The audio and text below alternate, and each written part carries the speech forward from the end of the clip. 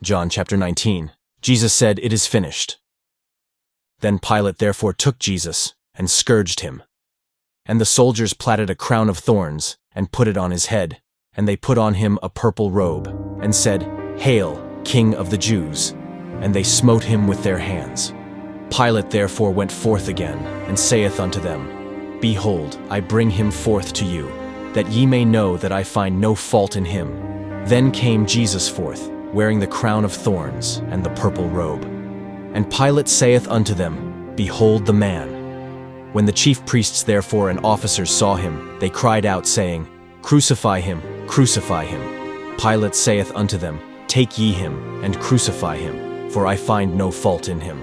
The Jews answered him, We have a law, and by our law he ought to die, because he made himself the Son of God.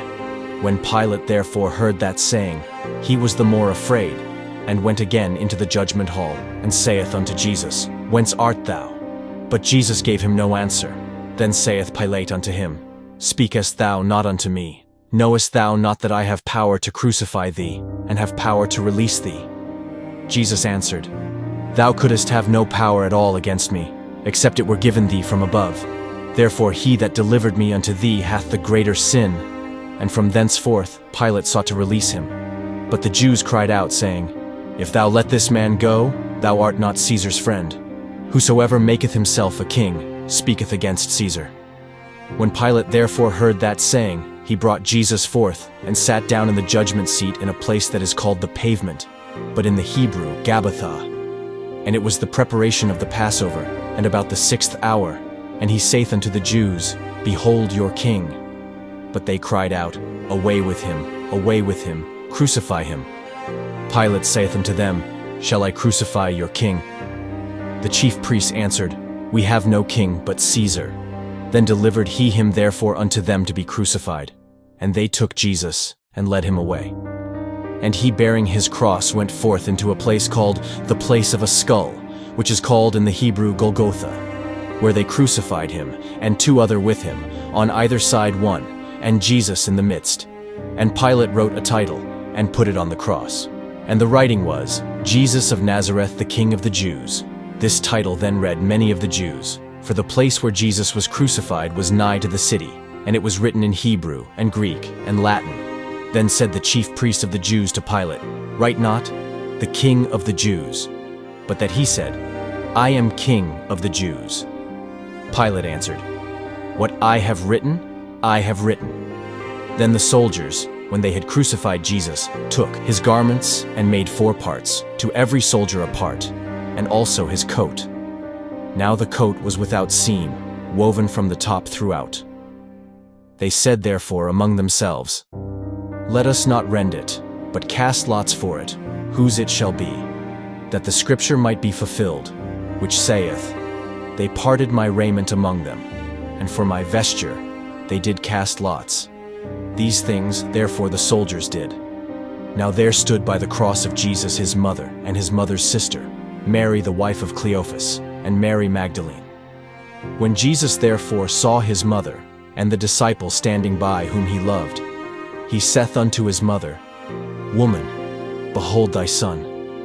Then saith he to the disciple, Behold thy mother. And from that hour that disciple took her unto his own home. After this, Jesus, knowing that all things were now accomplished, that the scripture might be fulfilled, saith, I thirst. Now there was set a vessel full of vinegar, and they filled a sponge with vinegar, and put it upon hyssop, and put it to his mouth.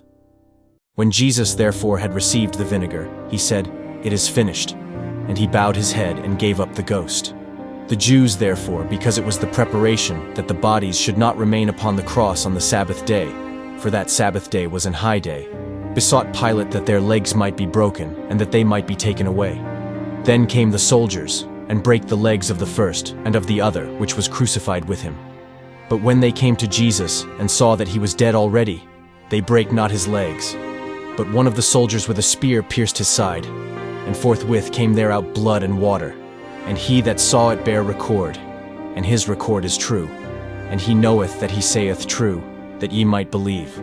For these things were done, that the scripture should be fulfilled, a bone of him shall not be broken. And again another scripture saith, They shall look on him whom they pierced. And after this, Joseph of Arimathea, being a disciple of Jesus, but secretly for fear of the Jews, besought Pilate that he might take away the body of Jesus. And Pilate gave him leave. He came therefore, and took the body of Jesus. And there came also Nicodemus, which at the first came to Jesus by night, and brought a mixture of myrrh and aloes, about 100 pound weight. Then took they the body of Jesus, and wound it in linen clothes with the spices, as the manner of the Jews is to bury. Now in the place where he was crucified there was a garden, and in the garden a new sepulchre, wherein was never man yet laid. There laid they Jesus therefore because of the Jews' preparation day, for the sepulchre was nigh at hand. This is the end of John chapter 19. Subscribe and follow for more, so you don't miss the next episode. May the Lord bless you.